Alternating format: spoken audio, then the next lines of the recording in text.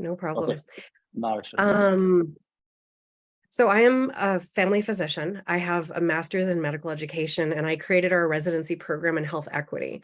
So I work in equity deserving populations, in a refugee clinic, in adult addiction clinic. I work with folks who are trans, folks who are First Nations, so people who definitely are placed in communities that are bound to have more harm in society. So one of the reasons why I became a trauma therapist is because they can't access something like that. Like a TRE practitioner here would be a private person. We actually have 3 practitioners that I know of in Calgary, which is pretty cool. But they all charge $200 Canadian per visit, and the folks that I work with can't afford that. So the reason why I created a toolkit for myself was because I just really wanted to be able to offer lots of different services to these communities. And so I've learned a lot of different kinds of therapies, especially somatic therapy. So TRE is certainly in my toolkit.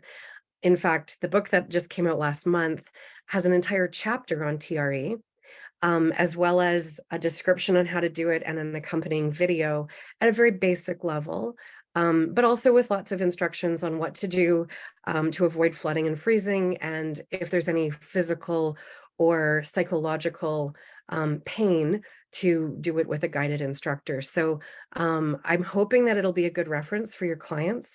My intention was to supplement the work that you're doing, but there's just not a lot of places that have the description around how our bodies handle toxic stress. So there's a whole chapter on polyvagal theory. There's a chapter on ACEs, or the adverse childhood experiences, which we'll get to in the talk.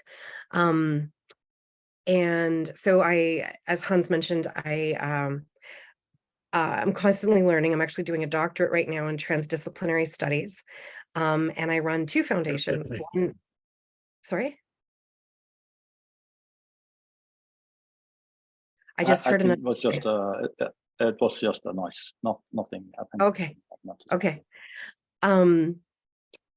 So I run 2 foundations. One is Family Medicine Foundation that enhances primary care overseas. And the second one we just created is called the Belong Foundation.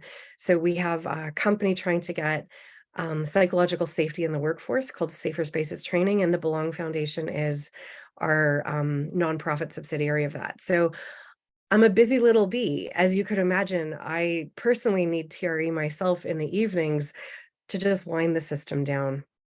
So hopefully that's what you came here expecting, was to hear a little bit more about trauma and post-traumatic growth.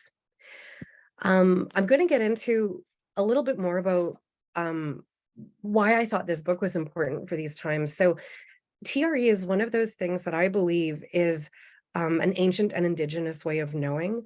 And I feel like in modern times, we've really disconnected from our bodies and the traditional ways that we would have healed.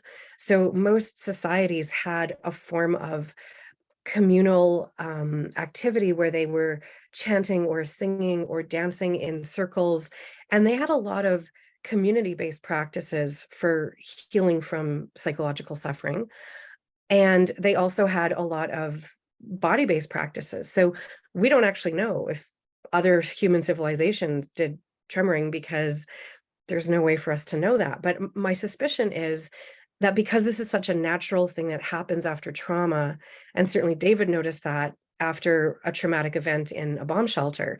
It happened to me once after a car accident that I had a spontaneous tremor. So our body is very capable of this, but I think we've been socially conditioned to not do the things that we know are healing in our human bodies. So a lot of the tools that I teach are tapping or self-acupressure, havening, which is a really, really gentle petting, kind of like brushing of the skin like you would any other mammal. So for those of us who have pet companions, we know how much they like to be brushed. Humans do too. It creates really beautiful delta and theta waves in the brain. So in modern times, I think we sometimes need to go back to the body and the kinds of things that humans might have known for centuries. So TRE is a way that we can say, hey, our bodies are these innate healing mechanisms, and they've been stored in here through the ancestors. And how lucky are we to have these indigenous practices that are already available to all of us. So in modern times when we're facing, a lot of social media bombardment and a lot of things that seem really scary. The air in Canada is very difficult to breathe these days. This is one way that we can also say, well, we might have a lot of modern traumas, but we also have these access to ancient healing techniques. I use the word trauma, and a lot of people don't self-identify as having experienced trauma. They think, well, that's somebody who had a really dangerous childhood, and that can be true. But trauma is really anything that affects the organism. So trauma is not the event. Trauma is the body's response to that event. And I think that's a really key differentiator because a lot of us can have traumatic responses that are stuck in the physiology, and it doesn't necessarily mean that we had one particular event that got us there. So for me, a really big turning point in my career was being caught in the earthquakes in Nepal in 2015. And I had a lot of brand new physiological mechanisms that I was really curious about. And what I loved about the psychiatrist that I consulted in Singapore when I got evacuated said, no, no, no, you're having a normal response to an abnormal situation. And as we consider modern times, we're in a lot of abnormal situations. Some of us might be dealing with, the climate emergency, political emergencies, social emergencies where our bodies are at risk. Certainly Black, Indigenous, people of color, trans folks are really facing the brunt of that in today's communities. So even just being in a society that feels dangerous to you can set up those trauma responses in the body. And I think the more that we help people identify with, oh gosh, this is what's happening, I didn't understand that, the more that we give them those pathways towards healing. And certainly TRE can be a big one because it unlocks that physiology. A toolkit is something that should be personal. So for me, I've offered TRE to many of my patients, and for some of them, it's not available because the positioning is really too vulnerable for them. So we know that globally, 1 in 5 women and 1 in 6 men have been through a sexually violating event. Putting them in a butterfly position is going to take a lot of trust. So moving at the speed of trust, I think, is really key. And they might need something else in their toolkit in order to get to TRE, in order to establish that co-regulation that feels safe for them. Or to even learn, well, maybe I'll try this on a wall sit instead, and they need some modifications in order to do the practice. So this toolkit could actually create some trauma for folks by going down those same pathways in their brain that has established that traumatic link. So trauma is something that's trapped in our memories as associations. And if there's an association to a particular position or a particular feeling of vulnerability, that might need to be a much slower pathway to folks who've experienced that. So here's where we get into a little bit more of the bigger picture, and I'm going to make these slides full screen so you can see them a little bit better. So this is the clinical definition, and because I'm a physician, you've got a little bit more, of a benefit of having some clinical awareness. And I know David certainly talks a lot about trauma in his work as a social worker working in lots of refugee communities. But I thought I'd just share a little bit more detail about what it is to have a clinical diagnosis of trauma.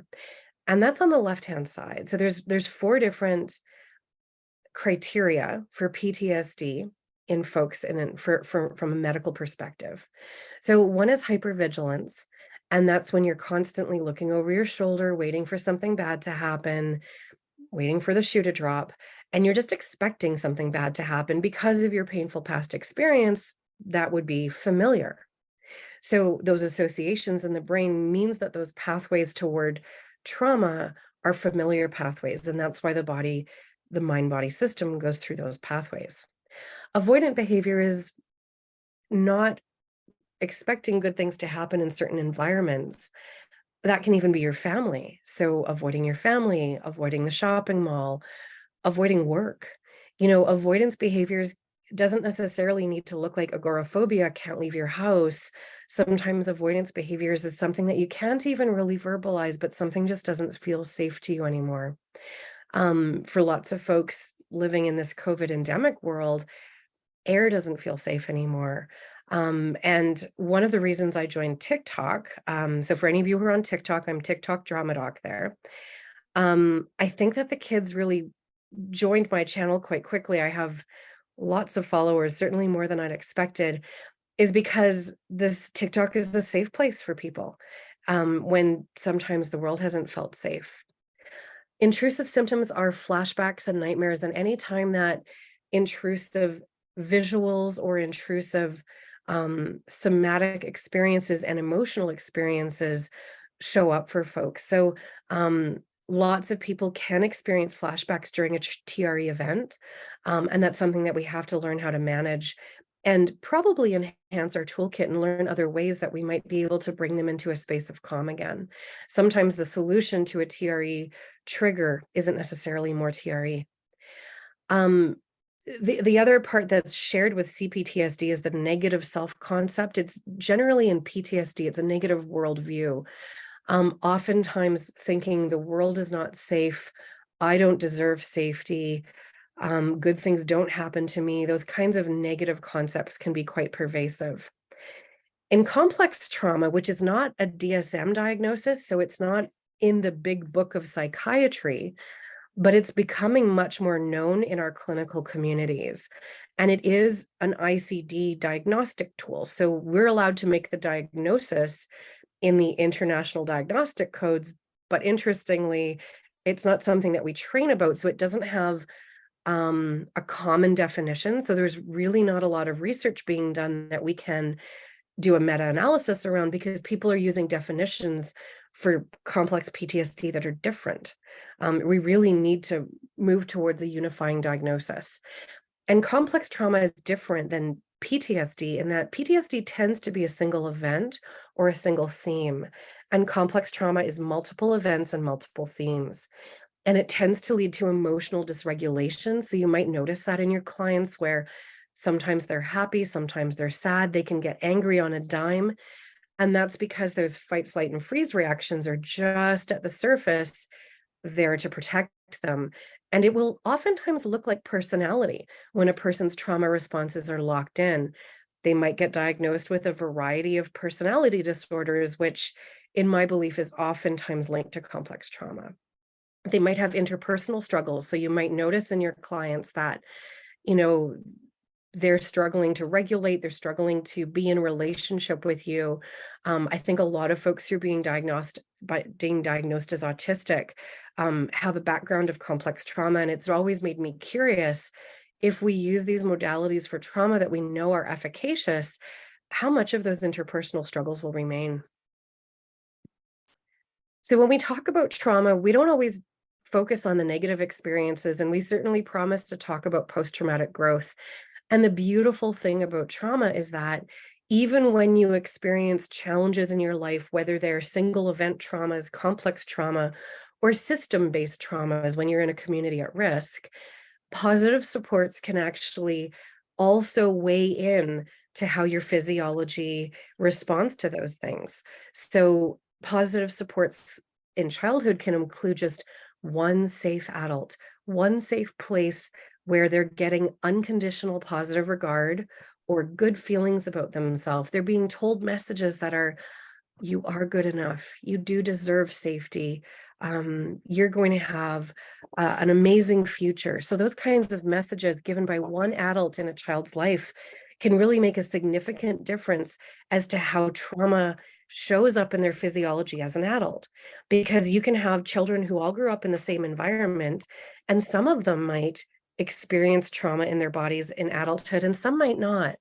And a large part of that has to do with the positive external and internal resources. So I think of TRE as one of those internal resources that can counteract some of the negative experiences that people experience in the world. So this particular slide is from the Alberta Family Wellness Institute, and they have a free program about trauma called the Brain Story, and you can actually get certified in the Brain Story. It's about 10 hours of programming, so it's not a small thing to take on.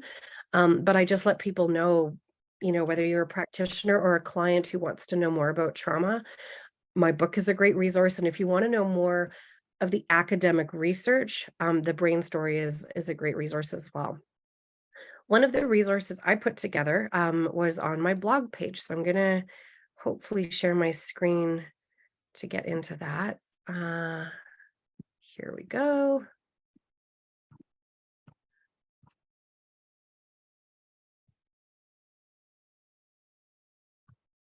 Oh, that didn't work. Let's try this one.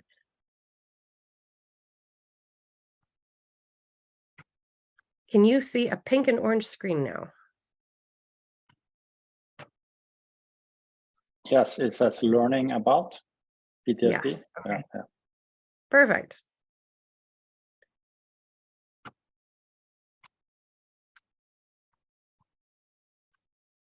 Can you think of a person in your life who may be affected by PTSD? What about a refugee who survived war, a veteran, an abuse survivor? What about a nurse or a doctor? Can you think about somebody who drinks or takes drugs because they're stressed by their own memories? What about someone who's always on high alert? They may overreact to things that don't seem to trouble anyone else. Someone who's often late or misses appointments. Someone who's quick to anger, quick to accuse. Somebody who's always negative, believing the worst about other people and their future. Somebody self-destructive who can't seem to see the danger in their own actions. All of these can be symptoms of post-traumatic stress. Once a person has suffered a traumatic event that was significant in terms of danger to physical self or to their self-image, that made them feel alone, unsafe, unprotected, that is encoded in a brain that already believes the world is unpredictable. Perhaps they had parents who weren't consistently kind or around. Perhaps there is already a series of traumas, like surviving a war as a refugee or childhood abuse.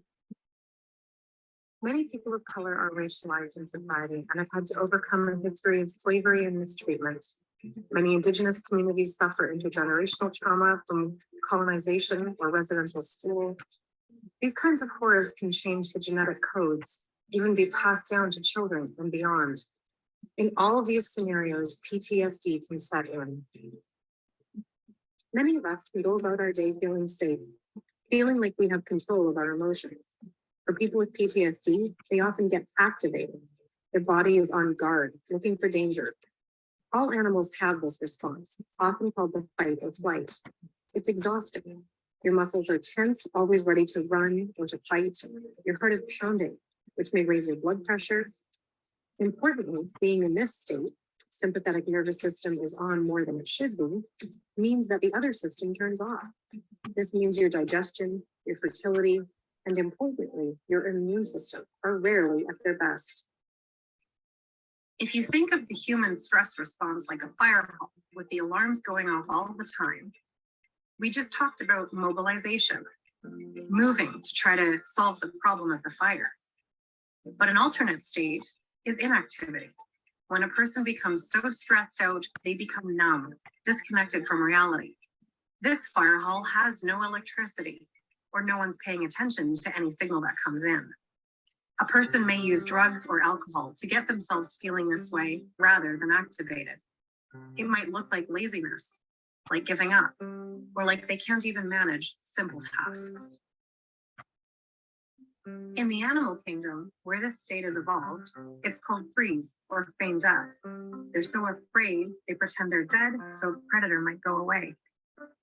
You can see that both of these responses, mobility and immobility, have evolved through animal bodies over thousands of years. But why are they so prominent now in humans?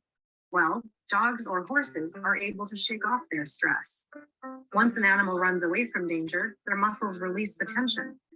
And these kinds of dangers don't happen to them very often. Whereas we've become conditioned in modern day to react to many events as if they are dangerous. Think road rage, running late, parenting, a sick family member. It's important that we learn to handle our stress so that these responses don't overtake our lives. And if we've suffered a traumatic event or a series of events that are dangerous to our physical, emotional, or spiritual self, that we process the fears so that they don't get stuck.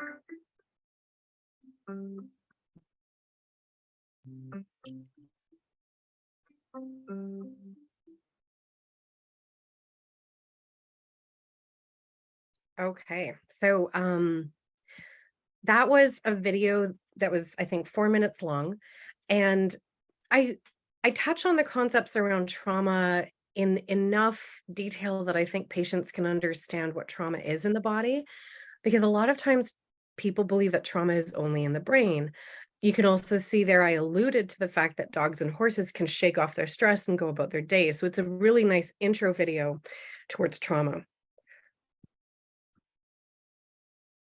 So let's get into the responses. Um, Many people are familiar with fight and flight or activated sympathetic tone.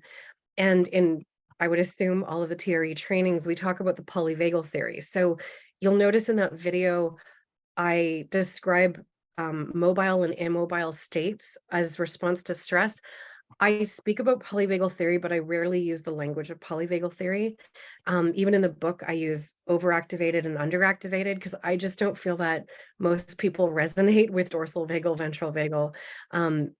It actually gets a system overwhelmed when they're not able to contact their cognitive brain to start using these really big academic words.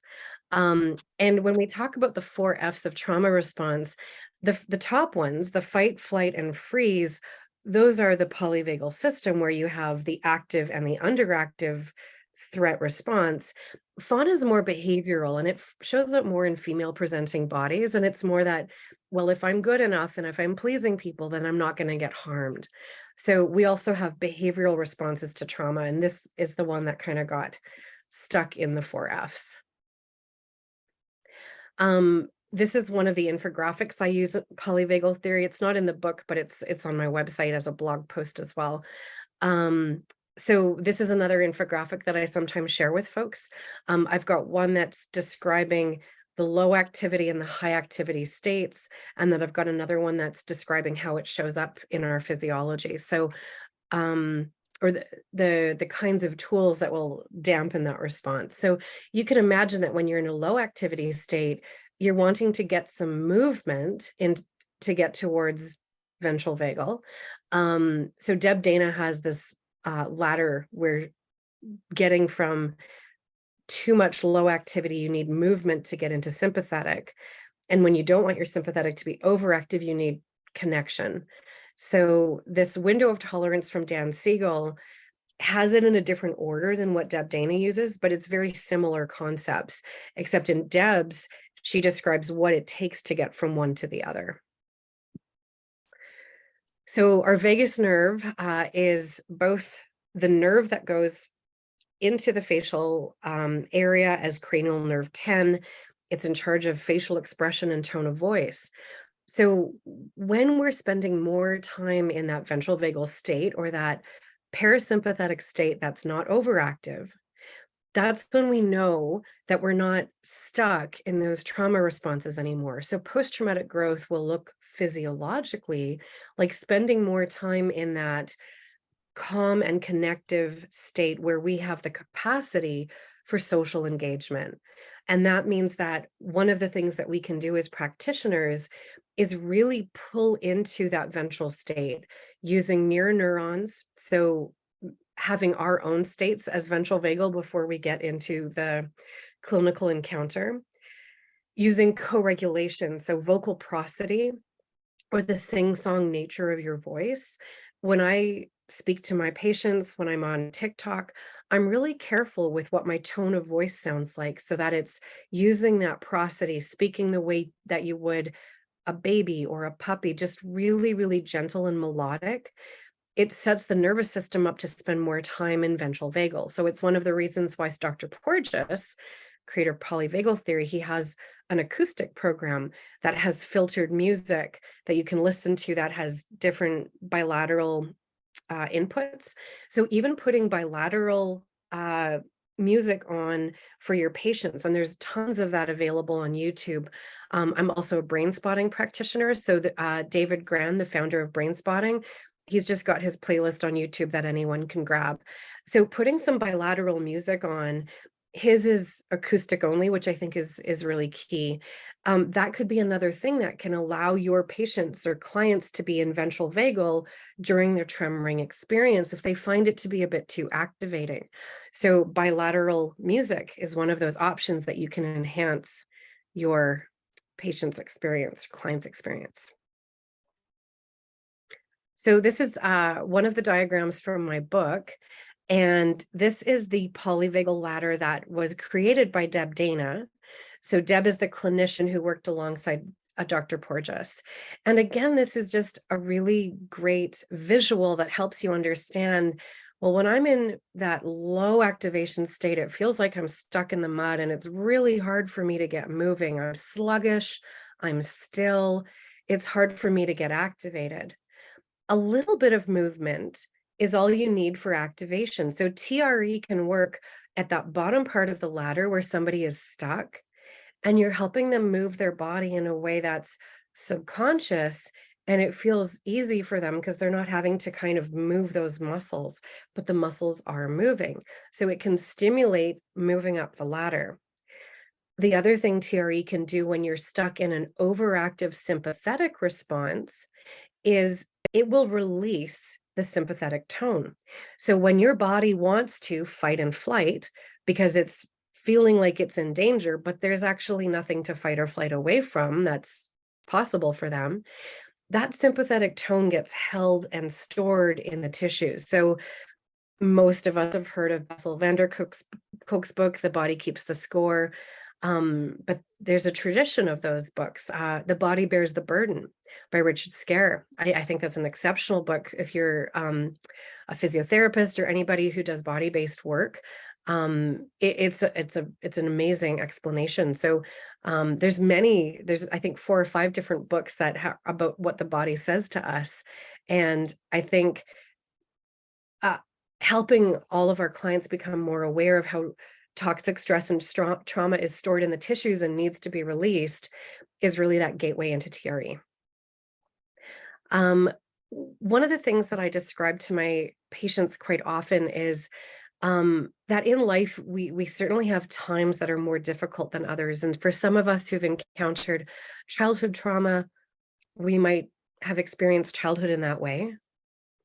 But in that river of life, there's times that are easeful and times that are more difficult. So post-traumatic growth isn't, oh, I've made it, I'm never going to experience stress again. Post-traumatic growth is, oh, I can rest now. I'm comfortable right here, right now. I've got what I need.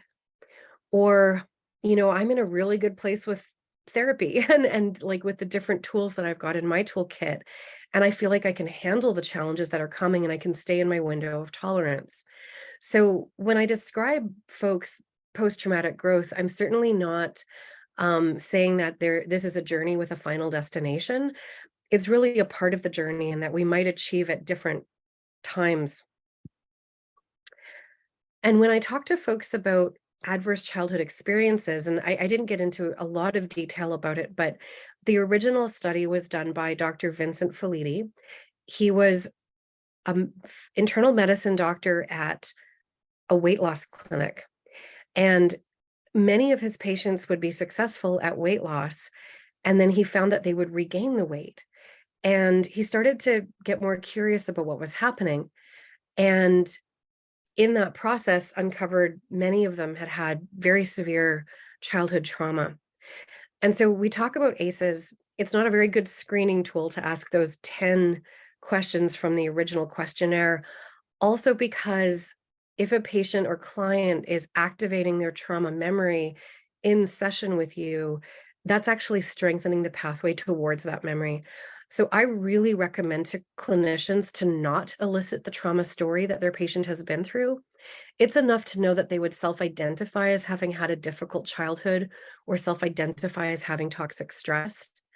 And certainly one of the other things to elicit in the history is what kind of positive inputs they also had, what resources they had that might have counteracted some of those adverse or painful experiences. So this last 2 slides and this next one I'm about to share are all illustrations in my book. And the QR code of my book will take you to the colored version of the illustrations on a hidden website. That's also the same page that takes you to a 20-minute TRE video. So I wanted to really resource folks beyond the book. And this is one of my favorite slides, and obviously one that's worth a lot of focus today. Post-traumatic growth is different than resilience. And we're hearing resilience as a buzzword more and more these days.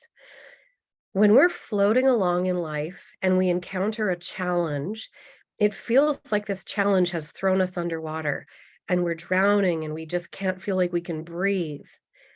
Resilience is when you get back to your baseline and you reach the status quo again and you feel like you can handle things the same way that you would have been before.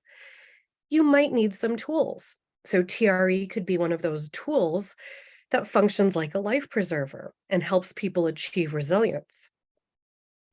And the difference between resilience and post-traumatic growth is that you're learning how to swim. So what kinds of things can your clients bring into their toolkits that help them feel like they can handle so much more and that it takes more and more challenges to make them feel like they're stuck underwater? So, uh, oh, interesting. It didn't upload. The most recent version of this has a video, a screenshot here of Judith Herman's book called Trauma and Recovery. So Trauma and Recovery was a book that was written before Bessel van der Kolk's book, and it's actually a really good book about trauma for practitioners. It is a feminist lens, and she speaks about 3 different phases in recovery from trauma. So how do you clinically move towards post-traumatic growth? So the first stage she calls establishing safety, and I call that stage noticing, because a lot of it is about interoception or interpreting the signals that your body is sending to your brain. So many times when you're stuck in those trauma responses, you're getting messages from the body about how sympathetic state feels or how stuck parasympathetic feels, and you're getting those messages constantly. So establishing safety is attuning and attending to different messages. What else is my body telling me about safety? What else is my body telling me about comfort, about hope, and spending more attention to those safe responses? So you can use TRE in that first stage to say, what are you noticing about TRE that's helping your body feel calm? What are you noticing about how your body feels different about TRE? And just having them attend to those safe signals within the body. Unless you have therapeutic designation, I would hesitate to say TRE for processing is available to everybody, but um, TRE can certainly be one of those tools in the toolkit for processing. So I'm a trauma therapist. I've got many designations towards that. And I do processing a lot with my folks. And sometimes one of those residual effects is a lot of that sympathetic tone where their shoulders are up against their ears. I've even got some folks with significant complex trauma whose bodies look like they run marathons because they have so much sympathetic tone. Their legs are really, really toned because they're constantly wanting to run away. So TRE to me is kind of maintenance, like it's allowing them to um, understand that they can release that sympathetic tone as part of processing the trauma responses that are stuck. So the processing phase she calls remembrance and mourning. I call it shifting. It's just much easier, but you're shifting nervous system states, you're shifting mindset, you're shifting that reframe. And so you can imagine shifting nervous system states, TRE can play a big role in that. The last phase that Judith Herman describes is reconnection, and I call that resourcing. And it's basically, what do you have available to you internally and externally that's going to allow you to maintain more of that sense of post-traumatic growth, to spend more time ventral vagal, to spend less time feeling like you're underwater. So TRE for maintenance, I think, is beautiful. I've got lots of patients, especially at the addiction clinic, where in the evening times, they tend to get a lot more of those craving signals, and they'll use TRE at those times daily. So a lot of people, I'll say, how can you build this into your practice? So when we think about the toolkit, there are two different things that can help the physiology recover from stuck trauma responses. Some of them are top down. So this is an AI generated image using Midjourney. I don't attribute the photographs because most of them aren't real people. So top down responses means that you're using your thinking brain to affect how the mind body system is responding to toxic stress and trauma. And sometimes our thinking brains are not available to us because when our amygdalas are really firing and telling the organism that it's in danger, it actually disconnects that connection to our outer brain or the neocortex. Dan Siegel says we flip our lids when the emotion brain gets overactive. And that's when we get into those body-based practices. So there's many, many different somatic or bottom-up practices that can help us reset the nervous system. So TRE is one of the bottom-up practices that I share with folks. I actually shared TRE on TikTok because part of my work in the world is to make this more accessible to people. So I did a three video explainer, like an intro to TRE. So I did like this is what it is. This is how you do the warm up. And then this is what a tremor looks like. And I had hundreds of people say that they were able to do it just using that. And then I had dozens of other folks that said, I couldn't quite get there or I didn't feel comfortable. And I've looked up a local TRE practitioner now. So I really think that spreading the word about this as an opportunity for all humans is really important. And I love one of the things that David did in his long career. I'm sure he's still doing lots of outreach, but he would go to schools in places like South Africa and teach an entire school how to tremor. So my goal in my Safer Spaces training programs is to give kids these toolkits and to give employees these toolkits and say, well, what are the different somatic practices that you can use to help your body unlock its physiology? So I use a variety of bottom-up practices. Havening, tapping, I mentioned, and I have explainers and videos in my book as well, because again, I don't want to gatekeep. I really think all humans are capable of using these bottom-up practices. Interestingly, Judith Herman actually came up with a fourth phase of trauma recovery in a book that just came out. So some of you might have seen the article in the New York Times. She had a very severe physical injury and it set up a chronic pain response. And because TRE works on that vagus nerve, and the vagus nerve generally sends the pain signals up into the brain, one of the things that I use TRE for is stuck chronic pain responses when I know that the pain trigger no longer exists. So for many chronic pain responses, that trigger is actually gone, and what you have is a signal that's stuck. And TRE, because it can influence the vagus nerve function, can be a part of that toolkit for that stuck system. So, so Judith Herman has just come up with more ideas about recovery, but a lot of it is about reconnection. So what I love about TRE is explaining this is connecting us to our vulnerable and frail mammal bodies. Like this is connecting us to ancient practices that exist in all other mammals. And it's really giving us that sense of, yeah, I'm just a skin bag having a human experience. And I'm a little bit like my puppy, who has been remarkably quiet during this, which is great. And a lot of it is learning how to reconnect after sympathetic overload. So part of it is establishing that safety signals. And even though I've been paying more attention to danger signals, how can I pay more attention to signals of safety? So this next slide in the more updated version is actually some kintsugi pottery. So I don't know if any of you know that metaphor, but it's my favorite one for post-traumatic growth. In Japan, there are artisans, when a piece of ceramic has been broken, they will put it back together with a gold or a silver resin. And this is called kintsugi pottery. And the idea is that the piece is more valuable for having been broken. It's more beautiful, it's more interesting. And I really think that that metaphor is such a beautiful one to share with people who've been through toxic stress and challenges. And we're all on a path towards vicarious resilience. The more that one person in our community has recovered from their trauma, the more that we all can. So as much as we can experience vicarious trauma, hearing about stories, which again, I advise you not to elicit, but hearing about things even on the news can create vicarious trauma. We're also capable just as much of vicarious resilience. Who's recovering? What are their recovery tools? What can I learn from that? So I think we'll end here. I'm at the 46-minute mark. This is the website for my book, as well as to explain some of these pathways. So the website has 3 different pages.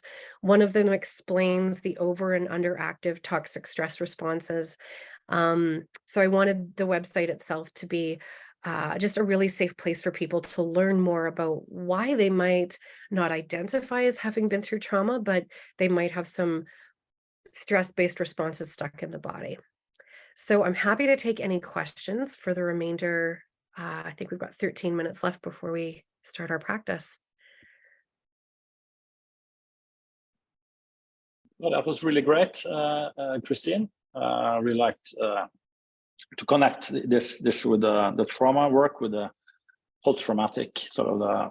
I think that relates for everyone to increase the capacity and not just. It can sort of make TRE also available for more people than sort of the typical TRE audience, I think. So if anyone wants to ask any questions, you can either write in the chat or you can put up your hand on the screen. I think I will maybe remove the spotlight again so we can see everyone. And Yasmin, there you are. Hi, Yasmin. Great to see you again. Hello, good to see you, everyone. Thank you very much, Christine. I really appreciated this very comprehensive way that you integrated TRE into a larger context and obviously an amazing professional and life experience. So thank you for that. And I'm looking forward to reading your book. I have a question is because you have all these tools, how will you decide which one you're going to use at which moment, and how do you combine it then with TRE, like in a very practical way? Yeah. So in Judith Herman's 3 phases, I kind of have ideas about which tools I use in each of those phases. And part of it is gauging what they're ready for. So some people have such a strong dissociation with their body that I can't actually use somatic practices with them to start. But generally, my preference is to start with somatic. So when people have been through toxic stress, and certainly when they're meeting PTSD or complex trauma clinical diagnosis, their thinking brain is rarely available to them. They'll often have this feeling of being constantly in a brain fog. And at that point, to me, I always start with somatic practices. So havening is usually the first thing that I teach people because it's just so easy. It's just gentle brushing of the skin, gentle brushing on the shoulders and across the face. I do that in a integrated way. So I integrate it with guided imagery exercises and lots of ways to establish a safe place. And then when I get to TRE, which is usually like my 3rd or 4th step, and all I'm doing is trying to give them tools. So the more tools that they have at home, the less that they're constantly going to be stuck in those stress responses thinking I'm supposed to get them out of it. So I'm really enhancing self-efficacy and providing them with this huge amount of skills that they can learn themselves and use. So havening and tapping are things that you can easily learn yourself. You don't have to be certified in it to be able to show somebody what it looks like, especially havening. It's so easy. So TRE is something that I usually do when I get a sense that they have some connection to their physical body and that we need to keep building their skill set. I use it a lot in insomnia. So I find that when you've got a lot of sympathetic tone, your mind is racing, your body is tense, and you just can't get to sleep. TRE is one of my favorite tricks to help that body relax. And I'll plant that, I'll program that and say, what if you could release your tension in your body and your mind and drift off to sleep gently after you do this practice? And many of my patients are able to do that. Thanks, Yasmin. Any other questions? Elsa Maria from South Africa. Great to Thank have you you very on. much, Christine.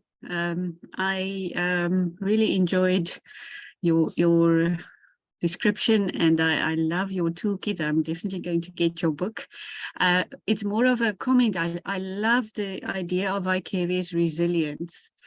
I did a master's in psychology research project about the burnout of psychologists in South Africa. And one of my participants in the qualitative phase was working at a rape center in a rural area. And she said, normally people would only last 3 years tops and they leave. They can't take it anymore. So obviously there's vicarious trauma at play. But she said, because I see where some of those children end up, where they have the drive to go and study or to improve their life circumstances after having gone through this trauma, that made her stay there much longer already. She was already there for 8 years. So that boost in knowing that sometimes people can end up, like you say, in a more empowered place than they were before, than just resilience. That is also inspiring to all practitioners who work with traumatic people.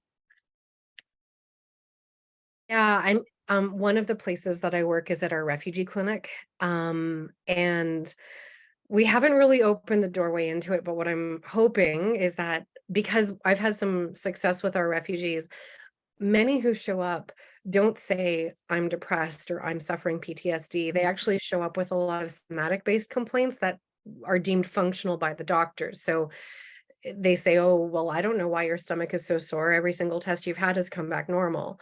Or I don't know why you're still getting headaches. You've been on every treatment that we know of. A lot of that is that stuck PTSD that they're somatizing because that's the language that they use culturally. So we've had a lot of vicarious trauma at the refugee clinic. We took in a lot of the Yazidis, who were a community that were the sex slaves of ISIS, and they were often captured for years. It was like horrifyingly bad for both the children and the women who survived. Most men did not survive. And working with that community has taught me what vicarious resilience really looks like. And the fact that I was able to move the needle with some of those patients, certainly not all of them, their responses are really locked in. But a lot of the refugee doctors came away from working 2 years with that population quite traumatized themselves. Because the Yazidi are oral storytellers. They actually don't, like, the women don't learn to read and write in their culture. So they tell their story is how they communicate. And that story is really, really painful. So one of the things I've been trying to do at the refugee clinic is to help the practitioners gain their toolkit. So like the book was written ostensibly for patients. It's written at a grade 8 level, and it's written with very safe and nurturing language. So I actually don't use the word rape in my book. I think a lot of the books out there about trauma are very triggering to people. So my goal was to write this book to physicians and mental health workers who are actually experiencing it and getting their own toolkit more robust, especially if people are still stuck in that top-down cognitive therapy brain all the time. They don't access their own body, and they're storing toxic stress in their physiology themselves. So very much my intention was to say, I've written a book that is safe for clients to read, but I really think practitioners need to do it for their own healing. I got a private message in chat asking about some special populations. So specifically folks who are neurodivergent. I have a lot of those in my practice. So folks who might be autistic, who might be empaths or highly sensitive folks. And the difference in neurodivergence is typically the way that they're experiencing sensations in the world.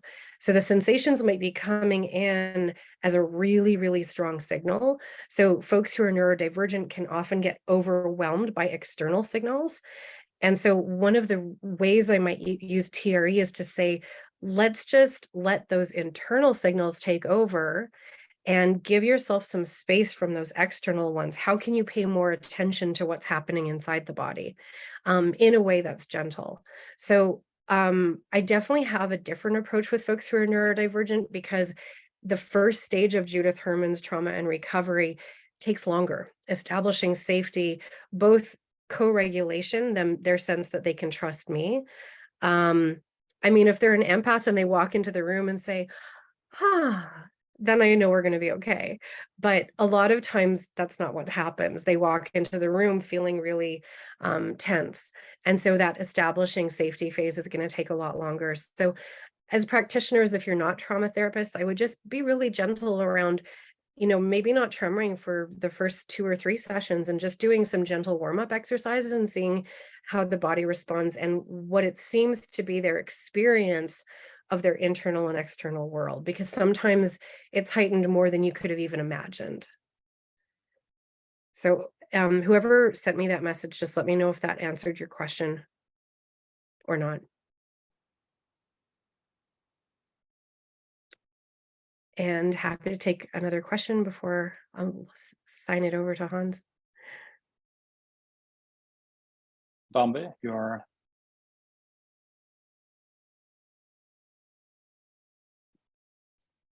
Thank you. When you say warm-up exercises, are you talking about the exercises of TRE, or are you talking more along the lines of havening and such? I was talking about the exercises of TRE. So the ones that we do in order to let the organism tremor. I mean, certainly advanced practitioners, we don't do the exercises very much anymore. And if you've been working with a client for a long time, that might not be part of the practice. But in that buildup, even those exercises themselves might be enough of a doorway to help you understand their relationship with their body. For some people, it can be really hard. I had one person where I couldn't use the word thigh. Every time I said that word, she got triggered. So it helped me establish a lot of extra safety, because if you don't establish sufficient safety in a person with those toxic stress responses, the tremor itself might be really dysregulating. And obviously we all want to avoid that. Paul. Hi, Christine. I really enjoyed your talk. Thanks a lot. I've got a quick question. It's mostly on behalf of a buddy of mine who has 20 years ago, he had back surgery, and it held for 20 years. And now he's requiring surgery again. I think in 2 weeks, he's going to have a fusion. He's been bugging me to do TRE, and my gut is saying, no, no, no, no, no. Not until he has the surgery and see what he's like after. So I was really intrigued by what you said about TRE being potentially helpful when the trigger is gone. So would this be an example when you say triggers, when there's an objective medical problem that needs to be resolved before, or are there other examples of triggers that you were referring to? Triggers can be things that are associated to something that causes you physical or psychological pain. So anything that's a part of that association can be an event, a person, an emotion. It can be a smell. So any sense. A lot of people think it's always a visual, but actually your smell pathway goes straight from the amygdalas without getting into the thalamus. Like it's even a faster response of a smell to a trigger feeling. And it's basically a direct pathway into your toxic stress responses. So it's how your body responds to threat as a reflex, and triggers start that threat detection and threat reflex response. So people think of fight and flight and freeze as something that goes through the entire brain, but it doesn't. It's actually more like a reflex that the amygdala just makes it happen. And so it becomes then subconscious. I think your gut instinct is right around your friend. I just wouldn't want to destabilize anything that might be a little bit loose in that L-spine area. So once it's fused, there's not very much to shake loose. But the reason that he needs fusion is probably things are not aligned right now. And the thing that I love about TRE is that it's subconscious, but the thing that makes it threatening to some folks who've been through physical trauma to their bodies or degenerative trauma, as those of us in the upper half of our lives are facing, some of that can be destabilizing. And because the pelvic bones tend to do a lot of the movement, because that's where our psoas is, in the bowl of the pelvis. So the psoas even runs up through the entire L spine and into the thoracic spine. So when your psoas muscle is doing the thing that's tremoring, it is actually moving your L spine. And if it's hypermobile, you're going to move more of it than you want. So yeah, I think you've got a good instinct around that, would be my, clinical take on somebody I've never seen. So obviously this is not medical advice. Okay, I think we need to end there, because we will move into the next session for those who have signed up for that. Thank you very much, Christine. It was really great to listen to you. And personally, I also found the part about the vicarious resilience and the spreading of the capacity and particularly interesting, and definitely something we should know more about. Yeah, thank you also to everyone who participated today. Some of you probably will show up in the next session.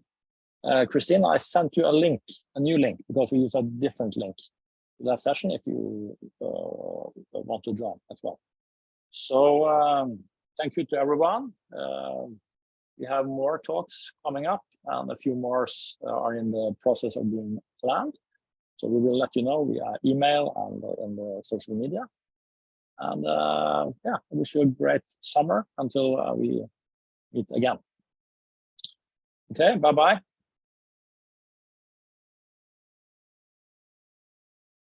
Right.